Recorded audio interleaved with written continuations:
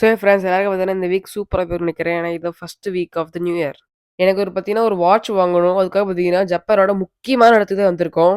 நம்ம ஏற்கனவே ஒரு ஒரு வீடியோ பார்த்துருப்போம். Electronic city of Japan. ஆனா, இங்க பார்த்தீங்கன்னா, நம்ம வந்து யோதோபஷி மட்டும் போறது கிடையாது. நெறைய இடத்துக்கு பார்க்க போறோம். ஃபர்ஸ்ட் யோதோபஷில வாட்ச் வாங்கியாச்சு. பெரிய ரஜினி. வலிக்கலையே. இதுதான் என்னோட வாட்ச். எப்படி இருக்குன்னு சொல்லுங்க. மணி 5:30 தான் ஆகுது. ஆனா, இப்ப இந்த ஏரியா மட்டும் கொஞ்சம் பாருங்க. நாங்க உள்ள போயிட்டு வெளிய வரும்போது பார்த்தீங்கன்னா, 5:30 தான் ஆகுது. ஆனா பார்த்தீங்கன்னா, கும் இருட்டு. ஆனா கிறிஸ்மஸ் ட்ரீக்கெல்லாம் அந்த லைட்டிங்லாம் போட்டு சூப்பரா வச்சிருந்தாங்க அழகா. ஸோ அடுத்து வேணா இன்னொரு ஏரியாக்கு போறோம். அத பார்க்கறதுக்கு முன்னாடி இந்த லைக் பண்ணி இந்த வீடியோ ஷேர் பண்ணுங்க. இது என்ன ஏரியானா, இப்ப ஒரு ஐபோன் பண்றோம்.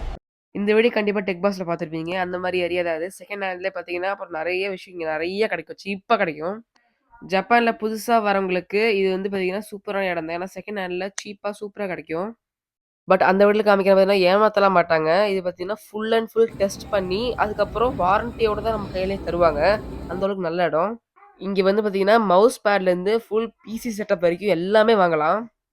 இது ஒரு கடை மட்டும் கிடையாது. இது பார்த்தீங்கன்னா 4, 5 ஸ்ட்ரீட்டுக்கு மேல போகுது. இங்க பார்த்தீங்கன்னா, ஐஃபோனே பார்த்தீங்கன்னா, வெறும் 1000க்கு தராங்க. iPhone 7, 6 எல்லாம். பழசுன்னு சொல்லாம இது பார்த்தீங்கன்னா, எல்லாமே பார்த்தீங்கன்னா, குவாலிட்டியோட சூப்பரா இருந்தது.